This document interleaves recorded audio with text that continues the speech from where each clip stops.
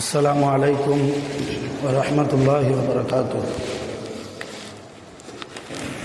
الحمد لله رب العالمين، والصلاة والسلام على سيدنا محمد وعلى آله وصحابه أجمعين، أما بعد. أعوذ بالله من الشيطان الرجيم. بسم الله الرحمن الرحيم. يا أيها الذين آمنوا توبوا إلى الله توبة نصوحا. قال نبينا محمد رسول الله صلى الله عليه وسلم: كل بني آدم خطاؤون وخير الخطائين التوابون. صدق الله مولانا العظيم وصدق رسوله النبي الكريم، ونحن على ذلك من الشاهدين والشاكرين، வல்ஹம்துலில்லாஹி ரப்பில் ஆலமீன். எல்லா புகழும் அல்லாஹ் ஒருவனுக்கே உரித்தாகுக. அல்லாஹுவின் சாந்தியும் சமாதானமும் ஈருலக சர்தார் கண்மணி காத்தமுன் நபியின் முஹம்மது ரசூலுல்லாஹி ஸல்லல்லாஹு அலைஹி வஸல்லம் அவர்கள் மீதும், அவர்களின் குடும்பத்தார்கள் மீதும், சஹாபா பெருமக்கள் மீதும், தாபிஈன்கள், தபா தாபிஈன்கள், நாதாக்கள், சுஹதாக்கள், சாலிஹீன்கள் நம் அனைவர்கள் மீதும் என்றென்றும் நின்று நலவட்டுமாக. ஆமீன். சங்கையான ஜமாத்தார்களே, பெரியோர்களே, அல்லாஹ்வின் அருளால் பாவங்களை அழிக்கிற ரமலானுடைய மாதத்தில் முதலாவது ஜும்ஆவில் நாம் அமர்ந்திருக்கிறோம். நபிகள் நாயகம் ஸல்லல்லாஹு அலைஹி வஸல்லம் ரமலானுடைய 30 நாட்களை 10 3 விதமாக பிரித்தார்கள். சொன்னார்கள், சஹாபாக்களிடத்தில், என் அருமை தோழர்களை, ரமலானுடைய முதல் நாள், முதலாவது 10 நாட்கள் அல்லாஹ்வுடைய ரஹ்மத்தை கேட்டு பெறக்கூடிய 10 நாட்கள். இரண்டாவது இருக்கிற 10 நாட்கள் அல்லாஹ்விடத்தில் இருந்து கேட்டு பெறுகிற மக்ஃபிரத்துடைய 10 நாட்கள். ரமலானுடைய கடைசி 10 நாட்கள் என்பது நரகத்தில் இருந்தும் பாதுகாப்பு பெறக்கூடிய 10 நாட்கள் என்று 3 10 30 நாட்களை நபி ஸல்லல்லாஹு அலைஹி வஸல்லம் பிரித்து தந்த செய்தியை நாம் ஹதீஸ் கிதாபுகளில் பார்க்கிறோம். அந்த அடிப்படையில் ரமலானுடைய முதல் வாரத்தில் இருக்கிற நாம் முதலாவது 10 நாட்களில் இருக்கிறோம். ரசூலுல்லாஹ்வுடைய விளக்கத்தின்படி அல்லாஹ்வுடைய ரஹ்மத் இறங்குகிற நாட்களில் நாம் இருக்கிறோம். கிட்டத்தட்ட 5 நாட்கள் ஓடிவிட்டது. இந்த 5 நாட்களிலும் நாம் எவ்வளவு தூரம் அல்லாஹ்வுடைய அருளை கேட்டு பெற்றோமோ அல்லாஹ் அதை முழுமையாக நமக்கு தருவானாக. ஆமீன். இன்னும் எஞ்சிய நாட்களிலும் அல்லாஹ் அவனுடைய ரஹ்மத்தை குறையில்லாமல் நிறைவாக நம் அனைவர்களுக்கும் நிரப்பமாக தந்து அருள் புரிவானாக. ஆமீன். அருமையானவர்களே, ரமலானுடைய மாதத்திற்கு ஷஹ்ரு தௌபா என்று ஒரு பெயர் உண்டு. தௌபாவுடைய மாதம். அல்லாஹ் மற்ற மாதத்தில், மற்ற நாட்களில் அடியார்களிடத்தில் தௌபாவை எதிர்பார்ப்பது போல அதைவிட பல மடங்கு அளவு ரமலானுடைய மாதத்தில் ஒரு அடியான் அல்லாஹ்விடத்தில் தௌபா கேட்டு புனிதர்களாக அந்த மனிதர்கள் மாறுவதை அல்லாஹ் ரொம்பவும் எதிர்பார்க்கிறான். அல்லாஹ் குர்ஆனில் சொல்கிறான், யா அய்யுஹல்லதீன ஆமனு, ஈமான் கொண்ட இறை நம்பிக்கையாளர்களை, தூபு இலல்லாஹி தௌபத்தன் நசூஹா, நீங்கள் அல்லாஹ்விடத்தில் தௌபாவை கேட்டு பெற்றுக் கொள்ளுங்கள், தௌபாவினுடைய தொடர்பில் நீங்கள் இருந்து கொள்ளுங்கள் என்று அல்லாஹ் ஈமான் கொண்ட எல்லா ஈமான்தாரிகளை பற்றியும் பேசுகிறார். உலகத்தில் பாவம் செய்யாத மனிதர்கள் யாரும் கிடையாது, நபிமார்களை தவிர யாருமே பாவம் செய்யவில்லை என்று யாராலும் சொல்லிவிட முடியாது. ஏனென்றால் நபி ஸல்லல்லாஹு அலைஹி வஸல்லம் அவர்கள் சொன்னார்கள், குல்லு பனி ஆதம கத்தாவும், ஆதமுடைய பிள்ளைகள் அனைவர்களுமே பாவம் செய்யக்கூடியவர்கள் தான். பாவம் செய்யக்கூடிய மனிதர்களிலேயே மிக சிறந்தவன் யார் தெரியுமா? வகைருல் கத்தாயின அத்தவாபூன், யார் தௌபா செய்கிறார்களோ, நான் செய்த பாவத்தை எண்ணி வருந்தி அல்லாஹ்விடத்திலே ஒப்புக்கொண்டு தௌபா செய்தால் நான் பாவம் செய்யக்கூடிய பாவிகளிலேயே மிக சிறந்தவன் என்று நபி ஸல்லல்லாஹு அலைஹி வஸல்லம் அவர்கள் கூறுகிறார்கள். அந்த அடிப்படையில் பார்க்கிற போது அருமையான ஜமாத்தார்களே, யாரும் நெஞ்சை நிமிர்த்தி சொல்லிவிட முடியாத ஆலிம்கள் உள்பட நான் பாவம் செய்யாதவன், குற்றத்திற்கு அப்பாற்பட்டவன், பாவக்கரைகள் என்பது என்னுடைய கல்விலே கொஞ்சம் கூட இல்லை என்று யாராலும் மாறுதட்டி சொல்ல முடியாது. அப்படி இருக்கிற போது இந்த ஷஹ்ரு தௌபாவான ரமலானுடைய மாதத்தில் நாம் அதிகமாக கிடைக்கிற ஒவ்வொரு நேரத்திலும், யா அல்லாஹ் என் பாவங்களை மன்னித்து விடு. ரமலான் என்றாலே நான் தராவி பயானில் சொன்னது போல ரமலானுக்கு ஒரு அர்த்தம் கரிப்பது, எரிப்பது என்று அர்த்தம். அது எதை கரிக்கும், எதை எரிக்கும்? பாவங்களை கரிக்கும். அடியார்கள் செய்த தவறுகளை எரித்துவிடும். அப்படிப்பட்ட ரமலானுடைய மாதத்தில் இருக்கிற நாம் நம்முடைய பாவங்களை, தவறுகளை, குற்றங்களை அல்லாஹ் எரிக்க வேண்டும் என்ற உன்னதமான இஹ்லாஸுடைய நியத்தில் நாம் ஒவ்வொரு நேரமும் தௌபா கேட்பதில் கொஞ்சம் கூட தவறுவிடக்கூடாது. பாவங்கள் பல வகைகளாக இருக்கிறது. பாவங்கள் என்றால் ஹராமான காரியத்தை செய்தால் மட்டும்தான் பாவம் என்று நாம் நினைக்கிறோம். தொழாமல் விட்டால் பாவம், ஒரு ரமலானில் நோன்பு வைக்காமல் விட்டால் பாவம், இதுதான் நமக்கு தெரிந்த விஷயம். பொய் பேசினால் பாவம், புறம் பேசினால் பாவம். இது அல்லாமல் பாவங்கள் பல வகைகளாக இருக்கிறது.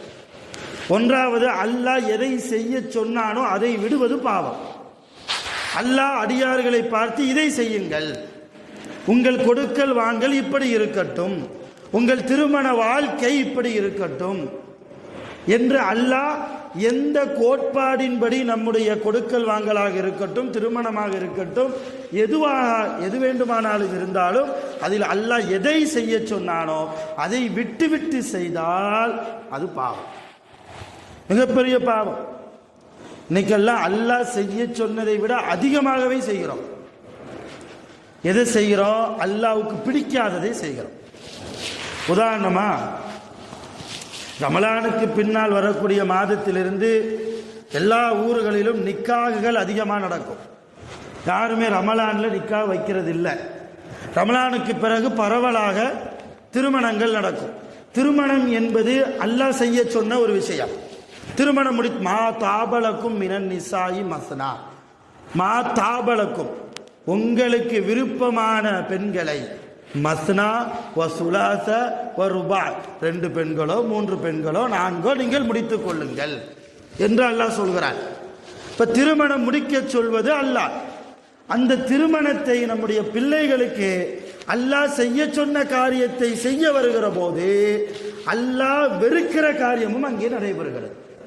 இன்னும் இருக்கிறது. முஸ்லிம் சமூகத்தில் நிறைய குடும்பங்களில் ஒரு சுன்னத்தான காரியத்தை அல்லாஹ் செய்ய சொன்ன ஒரு காரியத்தை செய்ய வந்த அந்த சபையில் பாட்டு கச்சேரி வைப்பது, இல்லையா, நடனமாட வைப்பது, கலைஞர்களை கூட்டு வந்து வீண் வேடிக்கையை மக்களுக்கு மேடை போட்டு காட்டுவது, 2-3 நாட்களாக ரசூலுல்லாஹ்வுடைய சுன்னத்தை செய்கிறோம் என்கிற பெயரில் அல்லாஹ் செய்ய சொன்ன கட்டளையை என் ஆண்மகனுக்கு அல்லது என்னுடைய பெண் பிள்ளைக்கு நான் செய்கிறேன் என்கிற பெயரில் எவ்வளவு அனாச்சாரமான காரியங்களை, எவ்வளவு அட்டூழியமான காரியங்களை செய்கிறோமா இல்லையா?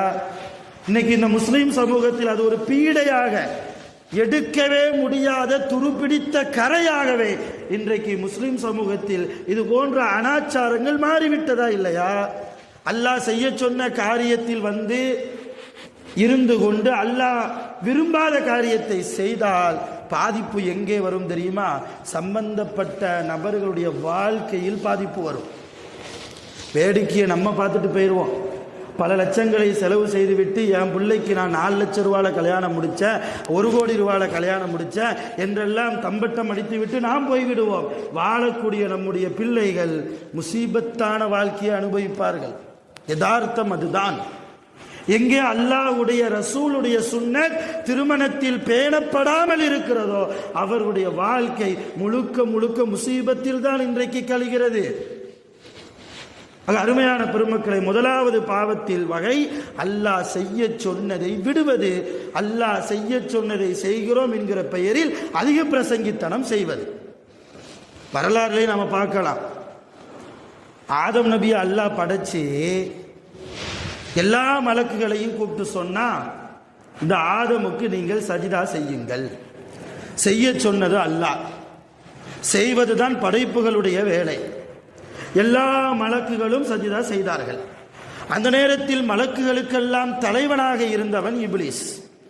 இப்லீஸுக்கு பெயர் இப்லீஸ் இல்லை, அவனுக்கு பெயர் அஸாஸீல். அவனுக்கு ஷைத்தான். இப்ப நம்ம சொல்றோம் ஷைத்தானுடைய தலைவனுக்கு இப்லீஸ்ன்னு நம்ம சொல்றோம். அந்த இப்லீஸுக்கு ஒரிஜினல் பெயர் அஸாஸீல். அல்லாஹ் தான் ஷைத்தானி ரஜீம்னா, விரட்டு அடிக்கப்பட்ட ஷைத்தான் என்று அல்லாஹ் தான் பெயர் வைத்தான். எப்படிப்பட்ட அந்தஸ்தில் அவன் இருந்தான் தெரியுமா? அந்த இப்லீஸ் வானங்களிலும் பூமியிலும் அவன் நெற்றி படாத ஒரு இடம் கூட கிடையாது. சஜிதாவின் மூலமாக வானங்களில் முழுக்க அவன் சஜிதா செய்திருக்கிறான் அல்லாஹ்வுக்காக. பூமி முழுக்க அவன் சஜிதா செய்திருக்கிறான் அல்லாஹ்வுக்காக. அல்லாஹ்வை வணங்குவதில் நம்பர் 1 இருந்தவன் இப்லீஸ். எங்க தோத்து போனான்? அல்லாஹ் செய்ய சொன்ன ஆதம் நபிக்கு சஜிதா செய் என்று சொன்ன போது பெருமை அளித்தான். அது எப்படி? خلقتني من نار وخلقته من طين. நான் நெருப்பால் படைக்கப்பட்டவன், இந்த ஆதம் மண்ணால் படைக்கப்பட்டவர். மண்ணை விட நெருப்பு உயர்ந்ததா இல்லையா? எனக்குத்தான் இந்த ஆதம் சஜிதா செய்ய வேண்டுமே தவிர நீ சொல்லிவிட்டதால் இந்த ஒரு களிமண்ணுக்காக நான் சஜிதா செய்ய முடியாது. இப்ப அல்லாஹ் செய்ய சொன்னதை மறுத்ததால் அவன் ஷைத்தானாகி போனான். அது வரைக்கும் அவன் செய்த எல்லா அமல்களும் அழிந்து போனான். அல்லாவை வணங்கிய எல்லா வணக்கங்களையும் அல்லாஹ் சுருட்டி அவன் முகத்தில் வீசி, இனிமேல் இந்த உலகத்தில் உனக்கு அனுமதி கிடையாது, நீ பூமிக்கு செல், அந்த ஷைத்தானுர் ரஜீம், நீ விரட்டி அடிக்கப்பட்ட ஷைத்தான் என்று சொல்லி அல்லாஹ் விரட்டி அடித்தான் என்பதுதான் வரலாறு. இப்ப அல்லாஹ் செய்ய சொன்னதை அவன் செய்யவில்லை. அதனால் கியாமத்து நாள் வரைக்கும் அவன் ஷைத்தானாகவே எத்தனை நபர்களால் சபிக்கப்பட்டவனாகவே அவன் சுற்றி திரிகிறான் என்பதை இதன் மூலமாக நம்மால் விளங்க முடியும். இரண்டாவது இன்னொரு கோணத்தை பார்த்தா, ஆதம் அலைஹிஸ்ஸலாம் அல்லாஹ் இந்த காரியத்தை செய்யாதே என்றான். எந்த காரியம்? சொர்க்கத்தில் எங்கனாலும் போய்க்கோங்க, எல்லாத்துக்கும் உங்களுக்கு ஜாயிஸ். ஒரு குறிப்பிட்ட ஒரு மரத்துக்கு பக்கத்தில் மட்டும் நீங்க போகக்கூடாது. அந்த மரத்தில் இருக்கக்கூடிய கனிகளை நீங்கள் புசிக்க கூடாது, சாப்பிடக்கூடாது. வேற எங்கனாலும் போய்க்கோங்க, எதனாலும் சாப்பிட்டுக்கோங்க, சந்தோஷமா இருங்க. உங்களுக்கு துணையாக ஒரு பெண் ஹவ்வாவையும் நான் படைத்திருக்கிறேன், எப்படி வேண்டுமானாலும் வாழ்ந்து கொள்ளுங்கள். அப்போ ஹலால் ஹராம்லாம் எதுவுமே கிடையாது, எப்படினாலும் இருந்துக்கோங்க. கண்டிஷன் என்ன? அந்த குறிப்பிட்ட மரத்தின் பக்கம் மட்டும் போகக்கூடாது. ஆதம் அலைஹிஸ்ஸலாம் அதை பின்பற்றி இருக்கலாம்ல. ஷைத்தானின் சூழ்ச்சியால் ஹவ்வா அலைஹிஸ்ஸலாம் அவர்களை கெடுத்து, ஹவ்வா அலைஹிஸ்ஸலாம் ஆதம் நபியை பிரெயின் வாஷ் பண்ணி 2 பேரும் போய் அந்த மரத்தினுடைய கனிகளை சாப்பிட்டார்கள். அல்லாஹ் பார்த்தான், நான் எந்த காரியத்தை செய்ய வேண்டாம் என்று சொன்னேனோ அந்த காரியத்தை நீங்கள் செய்திருக்கிறீர்கள், இனிமேல் இந்த சோனத்தில் உங்களுக்கு இடம் இல்லை, நீங்க போங்க உலகத்திற்கு என்று கணவன் மனைவி 2 பேரையும் உலகத்தில் ஒவ்வொரு பகுதிகளிலும் 2 பேரையும் பிரித்து போட்டான். இது ஒரு வகையான பாவம். ஒன்று அல்லாஹ் செய்ய சொன்னதை செய்யாமல் விடுவது, இரண்டாவது அல்லாஹ் எதை தடுத்தானோ அதை செய்வது. அல்லாஹ் செய்ய சொன்ன காரியத்தில் அதிக பிரசங்கித்தனமாக செய்வது. இப்படி எல்லாம் பாவங்கள் நம்மை அறியாமலேயே நாம் செய்து கொண்டுதானே இருக்கிறோம்.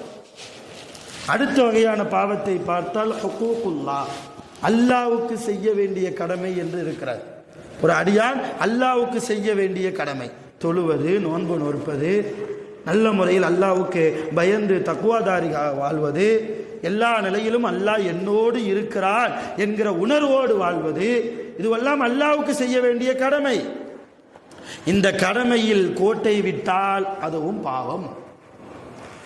அடுத்த வகையான பாவம் ஹுக்கூகுல் இபாதா. நான் சொன்னது போல அல்லாஹ்வுக்கு செய்ய வேண்டிய கடமைகளை விட்டால் கூட அல்லாஹ் நாடினால் மன்னித்து விடுவான்.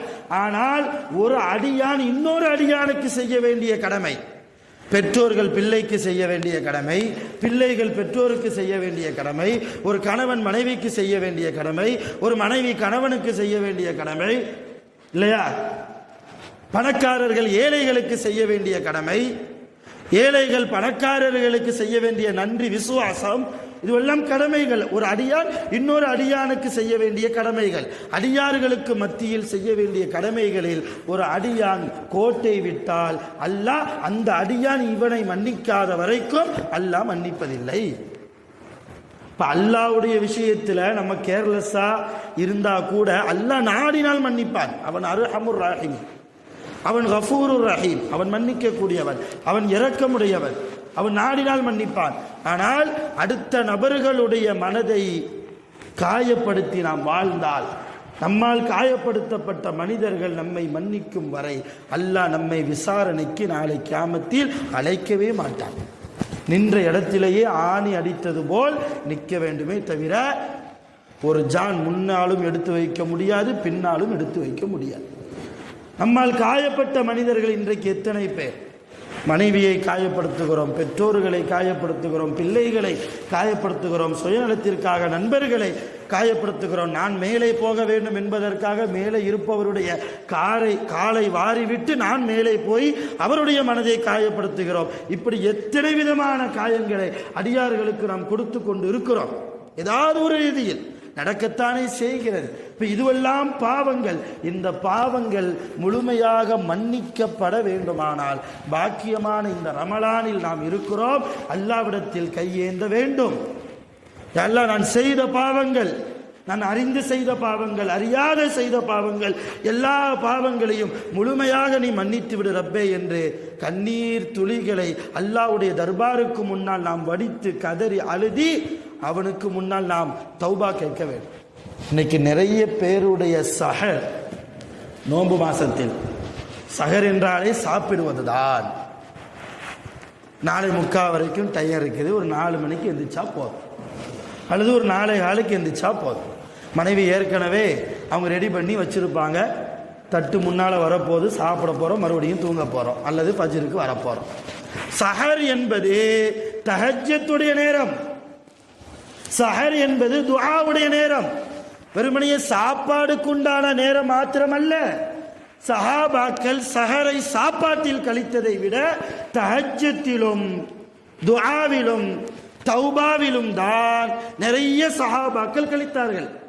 அவங்க சாப்பிட்றதுக்கு எதுவுமே இருக்காது. நிறைய சஹாபாக்கள் நோன்பு வைப்பதற்கு ஒரு பேரிச்சம்பழம் தான், ஒரு கிளாஸ் தண்ணீர் தான். இன்னைக்கு கரிமீன் இல்லாத சஹரே இல்லை. எந்த வீட்டில் கரிமீன் இல்லையோ சஹருக்கு இது என்ன நோன்பு என்று சொல்லக்கூடிய அளவுக்கு நம்முடைய மனோநிலைமை மாறிவிட்டது இல்லையா? சஹர் என்றாலே, நோன்பு மாசம் என்றாலே இறைச்சி தான், மீன் தான், காய்கறி வைத்தால் உள்ளே இறங்குவதில்லை, ரசம் வைத்தால் உள்ளே பல பேருக்கு, குறிப்பாக வாலிபர்களுக்கு இறங்குவதே இல்லை என்றால் எந்த அளவு சாப்பாட்டில் சஹருடைய நேரத்தில் இன்றைக்கு வாலிப சமூகமும் பெரியவர்களும் கழிக்கிறோம் என்றால் சஹருடைய நேரம் குறித்து நம்முடைய விழிப்புணர்வோ அந்த அளவு கம்மியாக இருக்கிறது. எத்தனை பேர் விடாமல் தஹஜ்ஜத்தை தொழுதிருக்கிறோம் இந்த கடந்த 5 நாட்களில்? 2 ரக்காத்துனா 2 ரக்காத்து மட்டும்தான் தொழுவதா? 2ஐ 4 ஆக்க வேண்டாமா? 4ஐ 8 ஆக்க வேண்டாமா? 8ஐ 16 ஆக்க வேண்டாமா? எவ்வளவு தூரம் தொழலாம்? ரமலான் மாதத்தில் இரவில் தூங்குபவர் அல்லாஹ்வுடைய முசீபத்தை அடைந்தவர். கொஞ்ச நேரம் தூங்கலாம், வெறுமன தூக்கத்திலேயே என்ன செய்யக்கூடாது, கழிக்க கூடாது. நபி ஸல்லல்லாஹு அலைஹி வஸல்லம் ஹதீஸ்ல வருது, ரமலானுடைய மாதம் வந்து விட்டால் இரவில் தொழுவார்கள், குறிப்பாக தஹஜ்ஜத்தில் தொழுவார்கள். சஹர் சாப்பாடுவதற்கு முன்னால் கொஞ்ச நேரம் தூங்குவார்கள். கொஞ்சம் ஒரு அரை மணி நேரமோ அல்லது 1 மணி நேரமோ அவர்கள் தூங்குவார்கள்.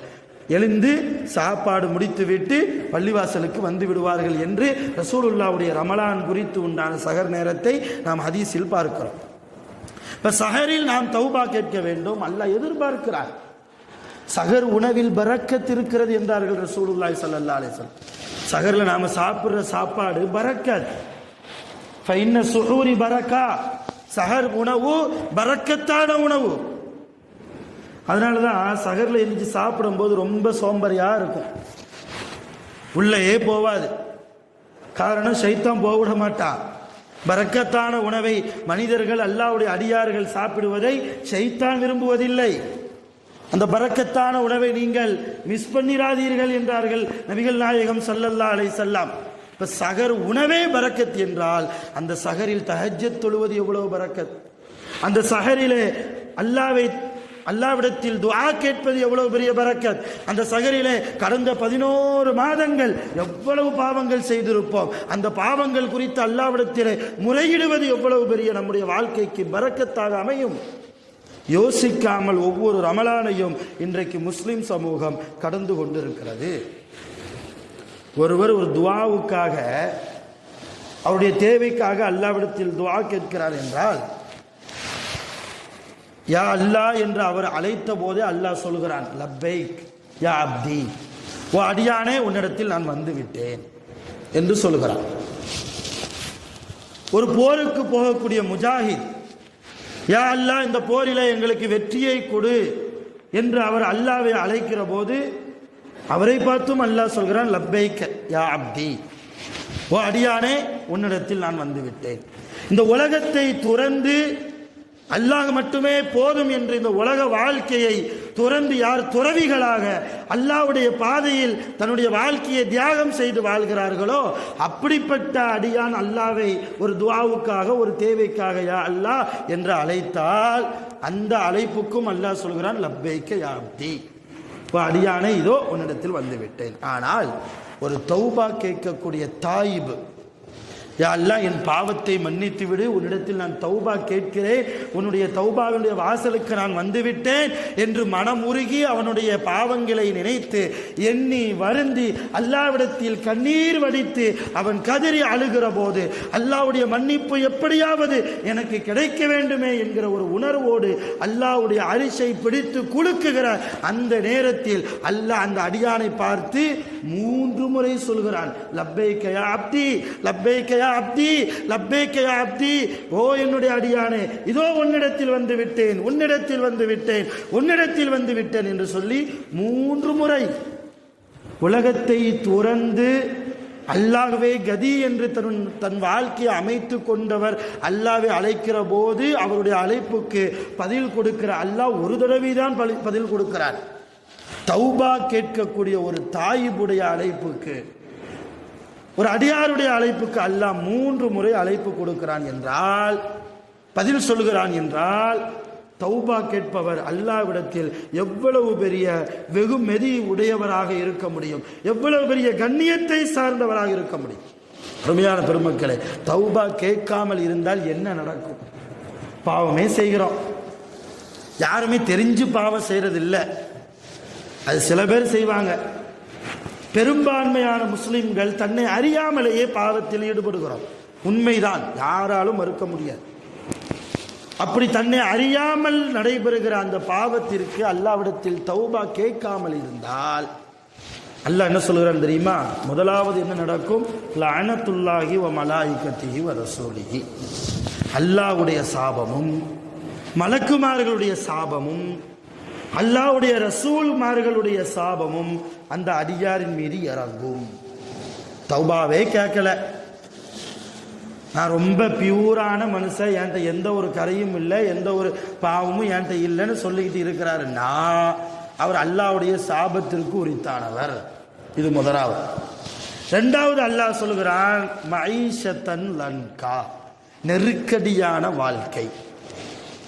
ஒரு ஃப்ரீயான வாழ்க்கையை அவன் வாழ முடியாது, எங்கு திரும்பினாலும் ஒரு நெருக்கடி அவனை சுற்றி கொண்டே இருக்கும். அப்படிப்பட்ட ஒரு வாழ்க்கையை நாம் கொடுத்து விடுவோம். தௌபா கேட்காமலேயே இருந்தால் மூணாவது என்ன நடக்கும்? நுக்தத்து சௌதா, அவனுடைய உள்ளத்தில் கரும்புள்ளியை நாம் போட்டு விடுவோம். எவனுடைய உள்ளத்தில் கரும்புள்ளியை போடப்படுகிறதோ அவன் நாளை சுவனம் போவது ரொம்ப கடினமான காரியம். நாலாவது, தௌபா கேட்காமலேயே வாழ்க்கை அமைந்தால் அல் முசீபா, முசீபத்து பிடித்தவன். முசீபத்து பிடித்தவர்களே அல்லாஹ் சோனத்திலேயே அனுப்புவான். இப்ப எவ்வளவு தூரம் பாரதூரமான விஷயம். தௌபா கேட்காமல் இருந்தால் ஒரு நொடி போதும், ஒரு வார்த்தை. இப்போ தௌபான்னா 1 மணி நேரம் உட்கார்ந்து அல்லாட்ட மைக்க போட்டு கதறி அழுவணும் அப்படிலாம் ஒன்றும் கிடையாது. ஒரு இஹ்லாஸான முறையில் அல்லாஹ்வை முன்னிறுத்தி அவனை உண்மையாகவே பயந்து, அவனுடைய நரகத்தை பயந்து, அவனுடைய தண்டனையை பயந்து, அவனுடைய சுவனத்தை மட்டும் ஆதரவு வைத்த நிலைமையில் ஒரு வார்த்தை யா அல்லாஹ் யா ரப்பே என்னை மன்னித்து விடு என்று உளப்பூர்வமான முறையில் நாம் சொல்வோமையானால் அந்த ஒற்றை வார்த்தை போதும். மணிக்கணக்கில் உட்கார்ந்து கதறி அழுக வேண்டும் என்கிற அவசியமே இல்லை. அல்லாஹ்வுக்கு பிடித்தமான வார்த்தையை கூறி அல்லாஹ்வுக்கு முன்னால் நடிக்காமல் உணர்வு பூர்வமாக முறையில் நாம் தௌபா கேட்டால் அருமையான பெருமக்கள் இந்த ரமலானில் அது போன்ற வாய்ப்பை நமக்கு முன்னால் ஏற்படுத்தி கொள்ள வேண்டும். கைஸ் இப்னு சஅத்னு ஒரு சஹாபி அல்லாஹ்வுடைய ரசூலுக்கு முன்னால் வந்து அழுதார், கடுமையா அழுகிறார். சஹாபாக்கள் நிறைஞ்ச கூட்டம், தேம்பி தேம்பி அழுகிறார். ரசூலுல்லாஹ் கேட்டாங்க, மா தபிகி யா கைஸ், கைஸே இப்படி அழுகிறியே, உன்னை அழ வைத்த காரியம் எது? கைஸ் இப்னு சஅத் ரலியல்லாஹு சொன்னாங்க, யா ரசூலல்லாஹ், எனக்கு நான் அறியாமை காலத்தில் இருந்தபோது, நான் முஸ்லீமாக மாறுவதற்கு முன்னால், ஈமானுடைய பாக்கியம் எனக்கு கிடைப்பதற்கு முன்னால் எனக்கு ஒரு பெண் குழந்தை பிறந்தது. என் மனைவிக்கு குழந்தை பெறுகிற அந்த நேரத்தில் நான் வெளியூரில் இருந்தேன். என் மனைவி என்ன செய்தால், பெண் குழந்தை எனக்கு பிடிக்காது என்று சொல்லி பக்கத்து வீட்டுக்காரரிடத்தில் ஒப்படைத்து, என் கணவன் வந்து கேட்டால் உங்களுக்கு குழந்தை பிறந்து இறந்து விட்டது, நாங்கள் புதைத்து விட்டோம் என்று சொல்லிவிடுங்கள், இதோ என்னுடைய பெண் குழந்தை, இதை நீங்களே வளர்த்து கொள்ளுங்கள் என்று சொல்லி பக்கத்து வீட்டுக்காரங்கள்ட்ட கொடுத்தான். நானும் வெளியூரில் இருந்து வந்தேன், அக்கம் பக்கத்தில் விசாரித்தேன். என் மனைவி சொல்லியதை போலவே அவர்களும் அப்படியே சொன்னார்கள். சரி, ஏதோ நமக்கு குழந்தை பிறந்து இறந்து போச்சு என்று நான் ஒரு நம்பிக்கையிலேயே வாழ்ந்து கொண்டிருக்கிற போது, என் பக்கத்தில் வீட்டில் இருந்து வளரக்கூடிய நான் பெற்றெடுத்த என் பெண் குழந்தை, நான் பெற்றெடுத்த என்னுடைய பெண் குழந்தை என் வீட்டிற்கு வரும், என்னோடு உட்காரும், என் மடியிலே தவழும். நான் சாப்பிடுகிற போது அதுவும் என் தட்டிலிருந்து எடுத்து சாப்பிடும். என்னுடைய குழந்தை இல்லையா, அதனால் என்னை அறியாமலேயே அந்த குழந்தையின் மீது ஒரு பாசம் எனக்கு வந்தது. நாளடைவில் அந்த குழந்தையை என்னுடைய பிள்ளையாகவே நான் வளர்க்க ஆரம்பித்து விட்டேன். அவர் சொல்றார் ரசூலுல்லாஹ்ட்ட. ஒரு குறிப்பிட்ட காலம் கழிந்ததற்கு பின்னால் குழந்தைக்கு 4-5 வயசு, பேச தொடங்கிய அந்த பருவத்தில் அந்த குழந்தையோடு நான் இருக்கிற அந்த பாசத்தை பார்த்து என் மனைவி என் பக்கத்தில் வந்து சொன்னால், என் அருமை கணவரே, நீங்கள் எந்த குழந்தையை பாசத்தோடு நீங்கள் அணுகுகிறீர்களோ வளர்க்குகிறீர்களோ அப்படிப்பட்ட பக்கத்து வீட்டு குழந்தை அது உண்மையிலேயே பக்கத்து வீட்டு குழந்தையெல்லாம் இல்லை, நாம பெற்றெடுத்த குழந்தை தான். உங்களுக்கு பொம்பளை புள்ள பிடிக்காதுன்னு சொல்லி நீங்கள் அதை ஏதாவது செஞ்சிருவீங்களோ என்று பயந்து நான் பக்கத்து வீட்டில் ஒப்படைத்து வளர்த்தேன். இப்போ அந்த குழந்தையோடு நீங்கள் பாசமாக இருப்பதை பார்த்து இனிமேலும் உண்மையை மறைக்க வேண்டாம் என்று சொல்லி நான் உண்மையை சொல்கிறேன் என்று என் மனைவி என்னிடத்தில் உண்மையை சொன்னபோது நான் பக்கத்து வீட்டில் போய் கேட்டேன். அவர்களும் ஆம், இந்த குழந்தை உங்களுக்கு சொந்தம்தான், உங்கள் மனைவி பெற்றெடுத்த குழந்தை தான், உங்களுடைய இரத்தம் தான், உங்களுடைய வாரிசு தான் என்று சொல்லி அந்த குழந்தையை என்னிடத்தில் ஒப்படைத்தார்கள். நான் அந்த பழைய பாசத்தோடு என் குழந்தையை பார்க்க வேண்டும் என்று நினைத்தேன். ஆனால் என் மனதில் இருந்த அந்த கர்வம், பெண் பிள்ளைகளின் மீது இருந்த அந்த ஒரு விதமான எண்ணம், பழைய பாசம் தோற்று போனது. அந்த குழந்தையை கொன்றுவிட வேண்டும் என்று நினைத்து ஒரு நாள் ஒரு பாலைவனத்துக்கு அழைத்து சென்று என் குழந்தையை பக்கத்தில் நிப்பாட்டி நான் குழி தோண்டினேன். நான் எதற்காக குழி தோண்டுகிறேன் என்று தெரியாத அந்த பச்சில குழந்தை தன்னுடைய பிஞ்சு கைகளால், அத்தா நானும் உங்களுக்கு உதவி செய்கிறேன் என்று சொல்லி என்னோடு அதுவும் சேர்ந்து குழி தோண்டியது. ஆழமாக குழி தோண்டினேன். குழிக்குள்ளே அந்த குழந்தையை உட்கார வைத்தேன், படுக்க போட்டேன். எதற்கு நம்முடைய தந்தை நம்மை படுக்க போடுகிறார் என்று அறியாத அந்த பச்சில குழந்தை என்னை பார்த்து அந்த நேரத்திலும் சிரித்தது. அத்தா என்று சொல்லி என்னை பார்த்து அந்த நேரத்திலும் சிரித்தது. நான் கொஞ்சம் கொஞ்சமாக அந்த குழந்தையின் மீது மண்ணை போடுகிற போது அந்த குழந்தை என்னை பார்த்து சொன்னது, என் அருமை தந்தரே, உங்கள் தாடியில் மண் ஒட்டி இருக்கிறது, உங்கள் தாடியில் மண் ஒட்டி இருக்கிறது, அந்த மண்ணை நீங்கள் தட்டி விட்டு கொள்ளுங்கள் என்று அந்த குழந்தையின் மீது நான் மண்ணை அள்ளி போடுகிறேன். அந்த குழந்தையை நான் உயிரோடு புதைக்கிறேன். அந்த நேரத்திலும் கூட என் தாடியில் இருந்த சில மண்களை அந்த குழந்தை தட்டி விடுங்கள் தந்தையை என்று என்னிடத்தில் உணர்வு பூர்வமாக சொன்ன அந்த நேரத்திலும் கூட நான் ஈவு இரக்கம் இல்லாமல் என் குழந்தையின் மீது மண்ணை போட்டு இறுதியாக மூடிவிட்டேன். அந்த குழந்தையை நான் கொன்று விட்டேன்.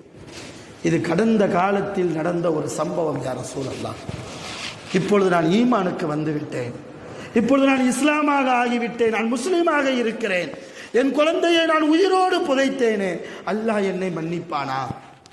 அல்லாஹ்விடத்தில் எனக்கு தௌபா கிடைக்குமா? எனக்காக அல்லாஹ்விடத்தில் நீங்கள் பிரார்த்தனை செய்வீர்களா?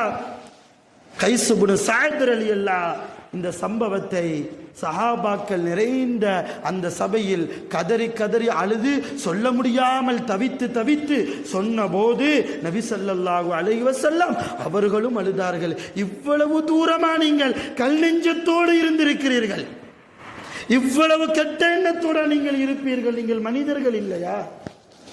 ஒரு பச்சில குழந்தையை நீங்கள் புதைப்பதா? இப்படி சொல்லுகிற அந்த நேரத்திலேயே இன்னொரு சஹாபி இருந்திருச்சார். யா ரசூலல்லாஹ், இந்த கைஸ் செய்ததை போலவே நானும் என் குழந்தையை, என் பெண் குழந்தையை கூட்டிக் கொண்டு போகிற போது ஒரு கிணறு வந்தது, அந்த கிணத்துக்குள்ளே தள்ளிவிட்டு போய்விட்டேன். பெண் குழந்தை பீடை என்று நாங்கள் நினைத்த காலம் அந்த காலம். நீங்கள் இப்பொழுது சொல்கிறீர்கள் பெண் குழந்தை பரக்கத் என்கிறீர்கள். பெண் குழந்தையை பெற்றெடுத்து ஷரியத்தின்படி வளர்த்தால் நீங்கள் சுவனவாசி என்கிறீர்களே. நாயகமே, எங்களுக்கு பாவ மன்னிப்பு கிடைக்குமா? அல்லாஹ்வுடைய ரசூல் என்ன பதில் சொல்வது என்றே சொல்ல முடியாமல் தவித்தார்கள். உங்களுக்கு என்ன சொல்றது? ஒரு உயிரை எடுக்கிற அதிகாரம் அல்லாஹ்வுக்கு மட்டும்தானே உண்டு. அல்லாஹ் அல்லாதவர்கள் எப்படி அடுத்த உயிரை எடுக்க முடியும்? என்ன பதில் சொல்வது? திகைத்து போய் நின்ற போது ஜிப்ரீல் அலைஹிஸ்ஸலாம் வந்தார்கள். யா ரசூலல்லாஹ், லா தஹ்சன் லா தபுக்கி, நீங்கள் அழ வேண்டாம், நீங்கள் கவலைப்பட வேண்டாம், அல்லாஹ் ஒரு செய்தி சொல்லி என்னை அனுப்பியிருக்கிறான். இவர்கள் தௌபா கேட்டால் அல்லாஹ் மன்னிப்பான். வருந்துகிறார்கள் இல்லையா? தாங்கள் செய்த தவறுகளை எண்ணி வருந்துகிறார்கள் இல்லையா? அந்த வருத்தத்தோடு அவர்கள் அல்லாஹ்விடத்தில் கையேந்தினால் நிச்சயம் அல்லாஹ் மன்னிப்பான். அருமையான பெருமக்களே, நாம எந்த குழந்தையும் நாம கொல்லல இல்லையா? நாம யாராவது கொண்டிருக்கிறோமா? எதையுமே, எந்த ஒரு உயிரையும் நாம பறிக்கல.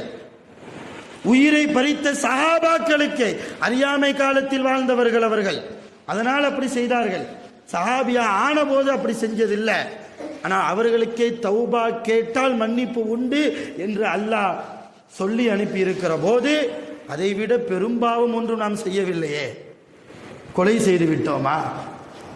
சின்ன சின்ன பாவங்கள் செய்கிறோம், நம்மை அறியாமலேயே செய்கிறோம். பொய் பேசியிருப்போம், புறம் பேசியிருப்போம். அடிக்கடி நான் சொல்லுவதுதான், மிகப்பெரிய பாவங்கள் ஒன்றும் நாம் செய்வதில்லை. ஆனால் நாம் செய்கிற சிறிய பாவம் தானே என்று ஒரு அசால்ட்டு தன்மை நம்முடைய மனதில் ஆழமாக இருக்கிறது. எல்லாம் மன்னிக்க மாட்டானா, அவன் பார்த்துக்கிடுவான், அவன் மன்னிப்பான் என்கிற ஒரு அசால்ட்டு பொடுபோக்கு நம்மிடத்தில் இருக்கிறது.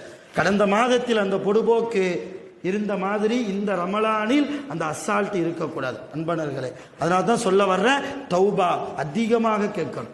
இந்த ரமலான் பாக்கியம். இந்த ரமலான், கடந்த ரமலானில் நம்மோடு இருந்தவர்கள், நம்மோடு நோன்பு நோற்றவர்கள் இந்த ரமலானில் நம்மோடு இல்லை. இந்த ரமலான் நம்மோடு இருக்கிறார்களா எல்லோரும்? இப்பொழுது இருப்பவர்கள் நாளை இருப்போமா? அடுத்த வருடம் ரமலான் நமக்கு கிடைக்குமா? நிச்சயமில்லாத வாழ்க்கையில் வாழ்ந்து கொண்டிருக்கிற இந்த நேரத்தில் அற்புதமான நேரம் ரமலானுடைய பாக்கியம். இந்த ரமலானில் ஒவ்வொரு நேரமும் தௌபாவுக்கு என்று நாம் செலவு செய்ய வேண்டும். வல்ல ரஹ்மான் அப்படிப்பட்ட மேன்மக்களாக, சாலிஹீன்களாக, தாயிபீன்களாக நம் அனைவர்களையும் நிரப்பமாக அல்லாஹ் அருள் புரிவானாக. ஆகிரு தஅவானா அனில் ஹம்துலில்லாஹி ரப்பில் ஆலமீன். அஸ்ஸலாமு அலைக்கும் வரஹ்மத்துல்லாஹி வபரகாத்துஹு.